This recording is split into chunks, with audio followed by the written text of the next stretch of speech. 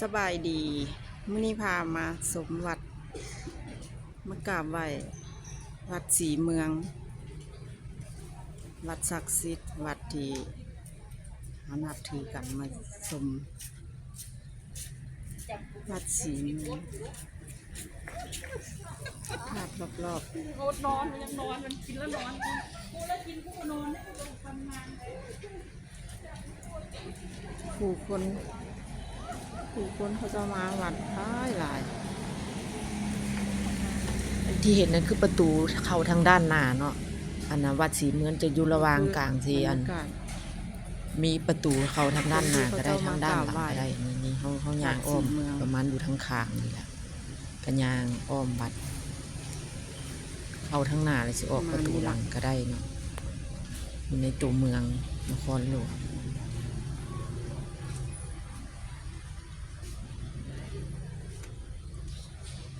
วัดศรีเมืองการเป็นวัดหนึ่งที่ว่าวัดศรีเมืองชาวศาสนาพุทธเฮาหรือว่าชาวลาวเฮานับถือกันมีความเชื่อกันมาว่าถ้าเฮามาขอพรอีหยังบนบานศาลกล่าวบ่หรือว่ามาขอตามแล้วเฮาจะสมความ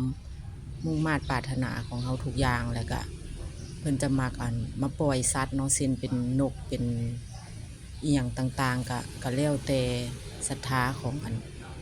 ผู้ที่เขาเจ้าจะโปรดสัตว์อันนั้นก็เป็นด้านหลังของอันนั้นบอนที่เพิ่นนั้นมามัดแขนบอนขอพรบอนกราบพระอันนี้คือประตูทางด้านหลังที่ว่าออกทางด้านหลังก็ได้นะแต่ว่าพวกเขาเข้ามาทางประตูหน้าออกไปด้านหลังก็ได้มันจะอยู่ระหว่างกลางของสองเส้นทางเลยเอากระยางอ้อมวัดนี่ไปเนาะจังหน่อยอันนี้คือด้านหลังของมันบอนเพิ่นมาผูกคอต่อแขนนี่หยังก็ว่าไปจังหน่อยเฮาสิพายางอ้อมไปเบิ่งทางด้านหน้าของวัดเนาะมีกับบรรดา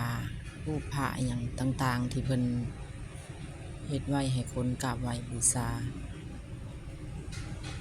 เป็นวัดศักดิ์สิทธิ์แห่งหนึ่งที่เป็นนับถือกันมาแต่ปู่ย่าตายายชาวลาวหรือว่าศาสนาพุทธหรือว่าต่างประเทศก็เขาเจ้าก็มาหลายเนาะมีความเชื่อกันมาขอพรขออย่างก็มักสิสมความมุ่งหวังมุ่งมา่ปรารถนาก็เลยเป็นวัดที่ว่าเป็นนับถือเลยเชื่อถือกันอันนี้ก็คือด้านหน้าของบอนที่เขาผู้คนเพิ่นจะเข้าไปผูกคอต่อแขนขอพรอีหยังต่างๆเนาะทางการเชื่อให้ขอพรให้อยู่ดีมีแฮงอีหยังก็บอนหรือว่าเป็นบอนที่ว่าเพิ่นไปย่อรูปพระมีความเชื่อว่าถ้าเฮาอธิษฐานไปแล้วเฮาก็ย่อรูปพระนั้นขึ้นเหนือหัวเฮาได้นั่นก็เฮาสิสมความ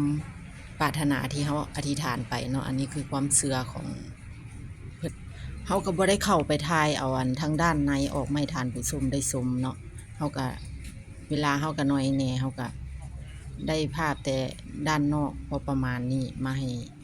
ท่านผู้ชมได้เบิ่งได้ชม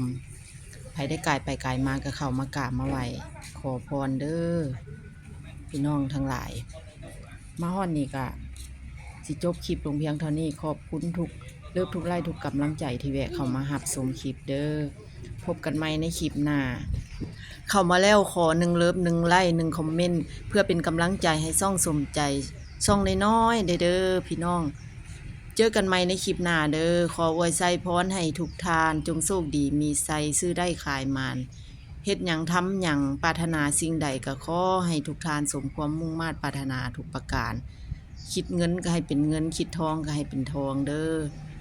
ภาพบรรยากาศของวัดเฮาก็มีซ้ำนี้เนาะบ๊ายบายทุกท่าน